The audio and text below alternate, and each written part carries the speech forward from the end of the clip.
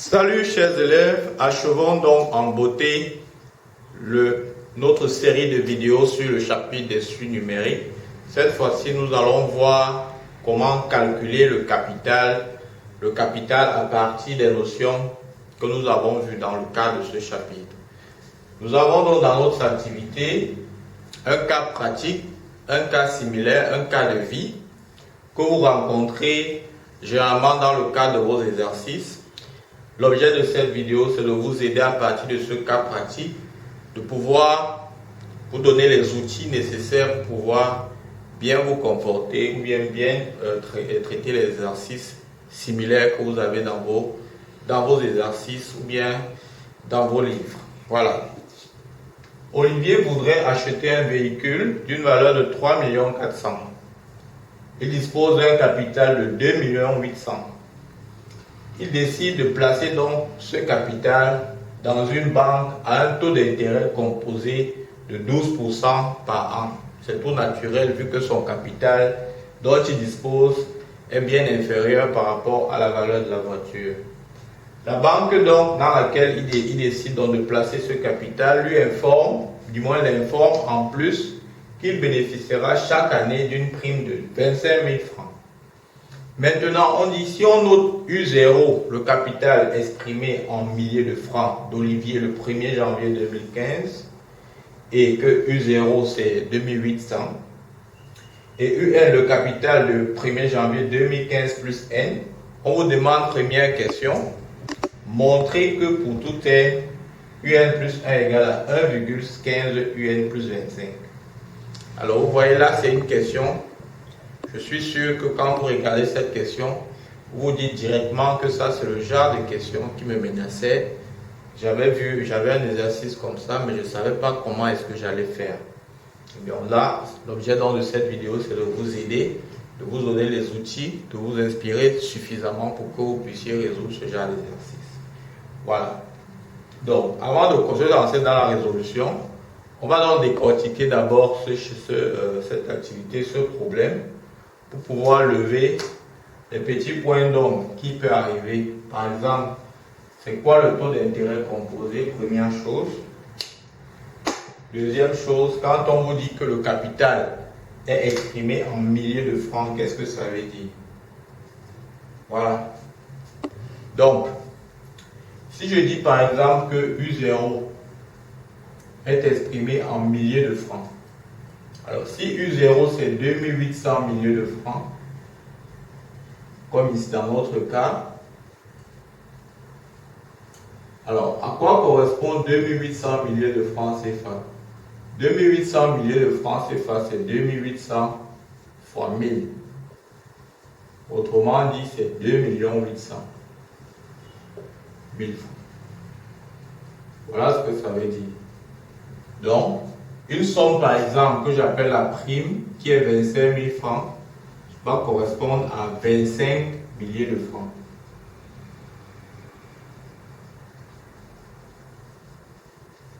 Voilà. Voilà donc ce que ça veut dire. Donc, vous comprenez donc que 1 millier de francs correspond effectivement à la somme de 1000 francs. 25 milliers de francs correspond à la somme de 25 000 francs. 2 800 000 correspond à la somme de 2800 milliers de francs. Voilà.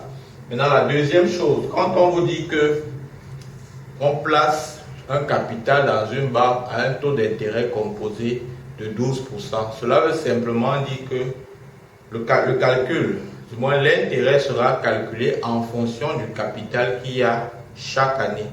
Donc, au fur et à mesure que l'année va avancer, l'intérêt lui aussi ne sera pas statique, il va avancer. Donc, on va vous montrer comment faire pour pouvoir matérialiser le calcul de l'intérêt au fur et à mesure que les années passent. Si on prend notre cas, dans notre cas ici, on a dit U0, c'est le capital que l'on a en 2015. C'est-à-dire c'est 2800. Maintenant, si je veux connaître le capital que j'ai en 2016, comment je fais? Je vais prendre donc le capital que j'avais, c'est-à-dire j'appelle ça U1, le capital que j'ai en 2016. Je vais prendre donc le capital que j'avais en 2015 qui est U0. j'ajoute mon intérêt qui est I0. Et maintenant, je vais ajouter la prime parce qu'on me dit que chaque année, la banque offre une prime de 25 000 francs. Je vais ajouter ma prime qui est 25 000. De même, si je vais en 2017, c'est-à-dire 2 ans plus tard, je vais appeler U2. Si je veux connaître le capital que j'ai en 2017, c'est-à-dire U2, je prends le capital que j'ai en 2016, j'ajoute son intérêt et puis j'ajoute ma prime qui est 25. Ici, je vous rappelle encore bien que ici nous sommes en milieu de francs. C'est ça l'unité. Ainsi de suite, en 2018, c'est-à-dire U3, si je veux connaître ce capital, je prends mon capital de l'année d'avant, c'est-à-dire en 2017, j'ajoute l'intérêt produit plus ma prime. Maintenant, à quoi est égal l'intérêt? L'année 2016, c'est-à-dire l'année 1 an après 2015, mon intérêt, on a dit, c'est 12%. Donc I0 sera égal à 12% de mon capital, c'est-à-dire U0. En 2017, I1, ça sera égal à quoi? C'est 12% de U1. En 2018, I2, ça sera égal à 12% de U2. Et donc, vous avez compris. Donc, si je fais donc ma petite analyse, on constate donc que pour calculer le capital que j'ai dans l'année 2018, je me sers du capital de l'année d'avant, où je vais calculer l'intérêt sur le capital de l'année d'avant et j'ajoute la prime. Et donc, si on fait comme ça, et ainsi de suite, si l'on se tient donc à l'année 2015 plus N, on sait que son capital, c'est UN. À l'année suivante, c'est-à-dire 2015 plus N plus 1, son capital sera U de N plus 1. En suivant donc cette logique, on sait que pour trouver le capital U de N plus 1, je prends le capital de l'année d'avant qui est U de N, j'ajoute son intérêt qui est I de N, plus ma prime qui est 25. Or, je sais que l'intérêt, lui, c'est 12% du capital de l'année d'avant. Autrement dit, j'aurai donc le capital U de N plus 12 sur 100 U de N plus 25. Maintenant, il me reste simplement à faire les petits calculs. J'aurai donc U de N plus, vous savez que 12 sur 100 c'est 0,12, ça fait 0,12 U de N plus 25. Alors, U de N plus 0,12 U de N. En mettant donc U de N en facteur, vous avez U de N facteur de, ici il va me rester 1 plus 0,12, le tout plus 25, soit 1,12 U de N plus 25. Voilà donc comment est-ce qu'on fait pour ressortir dans la relation qu'il y a entre deux termes consécutifs. Autrement dit, voilà la relation générale qui vous permet de savoir comment avoir le capital de l'année suivante à partir du capital que vous avez dans l'année actuelle. C'est ça, et c'est cette relation qu'on me demandait de montrer. Bon, pardon, ici c'est plutôt 1,12. Parce qu'on parle là de 12%. Voilà donc ça. Et maintenant, à la suite, on me demande, il vous faudra combien d'années pour pouvoir acheter un véhicule? Pour acheter ce véhicule, nous savons que le véhicule de départ coûtait 3 400 000. Quand j'arrive ici, je vais juste vous donner une indication, parce que vous connaissez déjà comment ça se passe. Quand j'ai U de N plus 1 égale à 1,12 U de N plus 25. Alors,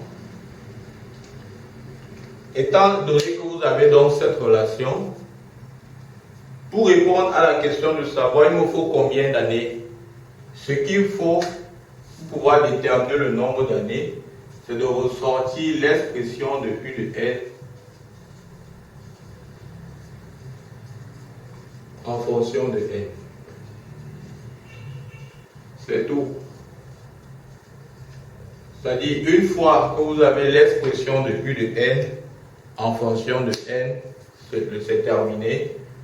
Vous allez simplement remplacer les valeurs de N, calculer le U de N et voir si le résultat que vous avez est une valeur qui dépasse 3 400 000 ou bien ça ne dépasse pas. Si vous avez un N, par exemple, N égale à 3, je pense que N égale à 3 dans ce cas va marcher. En remplaçant N égale à 3, vous calculez U3 et vous allez obtenir une valeur de U3 qui est supérieure à 3400. Et cette valeur-là est suffisante pour pouvoir calculer, pouvoir acheter la voiture. Autrement dit, en 2018, Olivier aura donc le capital nécessaire pour pouvoir acheter cette voiture. Alors, comment je fais pour obtenir U de N en fonction de N? Ça a été longuement vu dans les vidéos précédentes où on nous a amené à montrer, à déterminer l'expression de U de N en fonction de N lorsqu'on se servait d'une suite géométrique.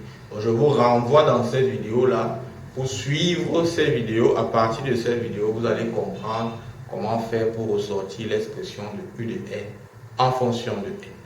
J'arrive donc au terme de ma vidéo, au terme de la série des vidéos sur le chapitre des suites numériques. J'avais donc cela à vous montrer. Je vous remercie pour votre écoute. J'espère que j'ai été assez simple, assez efficace et suffisamment clair dans mon démonstration pour que vous puissiez bien comprendre et en tirer des leçons. Merci.